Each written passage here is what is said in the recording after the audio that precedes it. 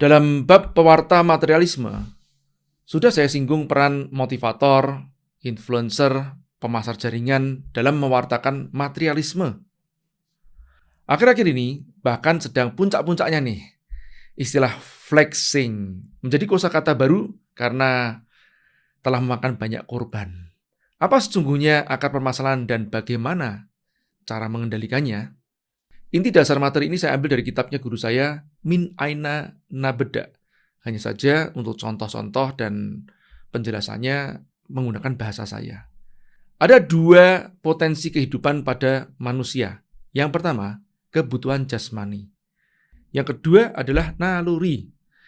Kebutuhan jasmani, stimulusnya dari dalam tubuh kita sendiri, menuntut pemenuhan. Jika tak dipenuhi, maka akan menyebabkan kematian. Contohnya, makan, minum, buang air besar ataupun air kecil, bernafas, dan yang lainnya. Meski tak ada makanan di depan mata kita, ya tetap aja kalau kita sudah kelaparan, kita harus makan. Mau nggak mau. Ada tidak ada. Jika tidak dipenuhi, maka akan mati. Jika perut kita sudah sakit dan saatnya buang air besar, meski tidak ada kloset, ya tetap aja harus buang air. Jadi jelas, stimulusnya dari dalam tubuh manusia sendiri, bukan dari luar. Dan pemenuhannya adalah mutlak. Sekarang kita bahas yang kedua, naluri. Stimulusnya dari luar, menuntut pemenuhan, jika tak dipenuhi, tidak menyebabkan kematian, namun keresahan. Ada 3 naluri terbesar manusia. Yang pertama adalah naluri menuhankan. Saat melihat atau mengalami hal-hal di luar kekuasaan diri kita, maka akan terjadi perenungan. Ada sesuatu yang menguasaiku. Misalnya, saat berada di tengah lautan, mungkin juga dengan ombak yang besar, atau lautan yang terhampar luas. Saat kita berada di puncak gunung, yang kita merasa sangat kecil sekali, melihat pemandangannya begitu megah, merasa diri ini kecil dan timbullah pertanyaan, siapa yang menciptakan semua ini? Saat mengalami musibah, kematian orang yang kita cintai, bencana alam, maka perenungan itu akan kembali. Siapa yang berkuasa terhadap semua ini?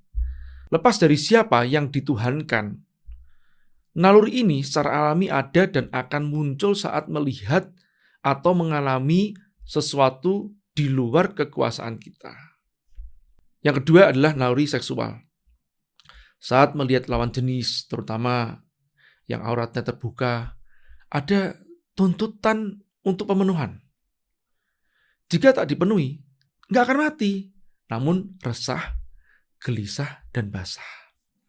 Misalnya nih, menonton film dengan adegan dewasa, pakaian minim atau seksi, berduaan di tempat yang sepi bersama lawan jenis, memperbesar stimulus untuk pemenuhan itu. Dan yang ketiga adalah naluri eksistensi diri. Perasaan ingin dihargai, dianggap sukses adalah kebutuhan naluri manusia. Stimulusnya dari luar, seperti pujian, kepemilikan, kekuasaan, bahkan cacian, hinaan, diremehkan, juga stimulus naluri ekstensi diri.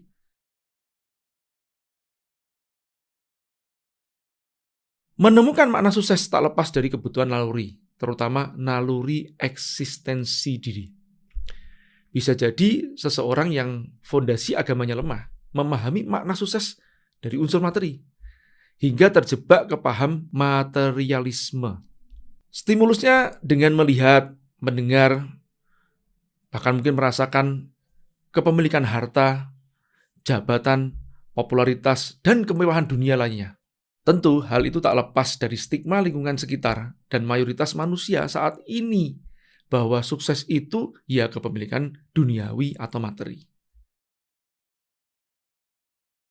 Ideologi bukan hanya dibentuk dari proses berpikir internal saja, tapi juga sangat bisa dipengaruhi oleh lingkungan atau eksternal kita. Seseorang yang berkawan dengan kelompok yang bergaya hidup glamor, ya akan punya kecenderungan glamor. Karena stimulusnya dari luar, maka penilaian orang-orang sekitar akan mempengaruhi ekstensi dirinya. Kecuali dia punya falsafah hidup dan keimanan yang kuat yang nggak tergoyahkan. Anggap saja kita semua saat ini memiliki anak-anak yang sedang remaja. Apakah kita akan mengambil risiko membiarkan anak-anak kita berkumpul bersama kawan-kawannya yang hedon? Atau akan memilih lingkungan sederhana yang bersahaja? Ya tergantung makna sukses si orang tua itu juga sih. Bisa jadi si orang tua sudah terkontaminasi juga makna suksesnya dengan materialisme. Dan itu memang menjadi pemahaman mayoritas saat ini. Mereka bahkan nggak sadar bahwa mereka disebut materialis. Saya sendiri mengamati beberapa kawan-kawan pengusaha yang ngoyo membeli supercar hanya untuk masuk ke Crazy Rich Club. Saat saya tanya alasannya apa, jawabannya beragam. Ya, biar bisa bergaul dengan orang super kaya untuk mendapatkan peluang yang lebih besar, Mas J.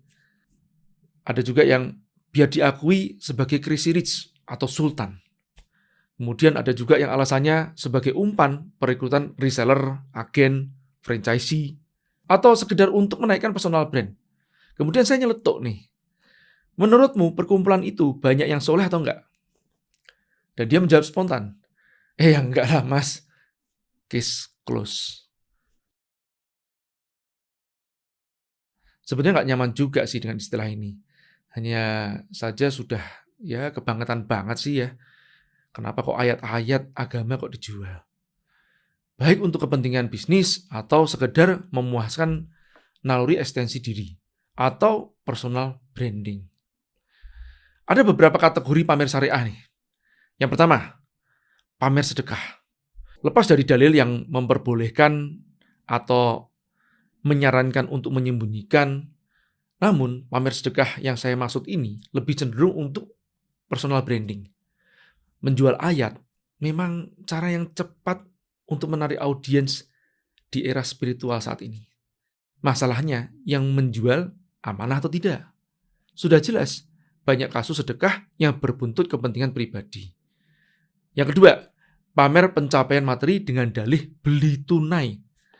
Biasanya golongan ini mencemooh golongan ngutangers atau ribaers. Baik hutang ataupun tunai, dampak dari aktivitas ini adalah menstimulasi materialisme. Modusnya nggak jauh mirip pemasar jaringan, karena bisnis modelnya memang merangsang para penjual di organisasinya untuk menjual lebih banyak. Memang materialisme itu bahan bakar yang manjur banget untuk para pengejar sukses semu. Yang ketiga, sombong but humble. Istilah baru yang keren nih, memamerkan sesuatu dengan cara yang halus banget. Biasanya dengan bercandaan, atau mungkin menunjukkan kekayaan tapi nggak secara langsung. Ujung-ujungnya sama juga sih, personal brand untuk mendapatkan pengagum lebih. Atau jualan training. Udahlah, ngeri nih bahas yang kayak ginian. Follower mereka itu banyak dan militan. Lah terus gimana caranya kita terhindar dari yang demikian? Jika kita ingin meriset pemahaman kita kembali kepada fitrah, maka jauhkan dulu stimulus materialisme dan lingkari diri kita dengan stimulus spiritualisme yang beneran ya. Bagaimana konkretnya? Pertama, unfollow akun-akun sosial media hedon, glamor, atau yang mengarahkan kesuksesan adalah kaya harta atau kepemilikan.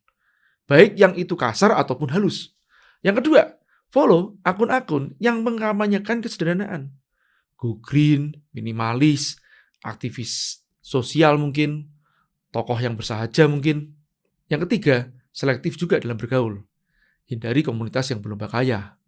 Cari komunitas sosial atau keagamaan yang berdampak secara nyata. Meskipun tidak terkenal. Bisa jadi mungkin mereka tidak banyak terlihat di sosial media. Yang keempat, banyak mengunjungi panti asuhan, berkumpul dengan para pemulung, sowan ke kiai-kiai sepuh yang mengelola pesantren yang mungkin sekali lagi tidak tenar. Yang kelima, jalan-jalan ke pedesaan yang masih asri dan genuine penduduknya. Keenam, ziarah kubur, melayat orang meninggal, memandikan jenazah supaya ingat kematian. Yang ketujuh, ngaji ke guru yang akhlaknya benar di majelis umum. Bukan ngaji kelompok khusus sosialita. Kasta lagi. Jagoan banget sih setan manuvernya. Semoga kita dijauhkan dari godaan setan, terutama yang berkedok syariah. Amin.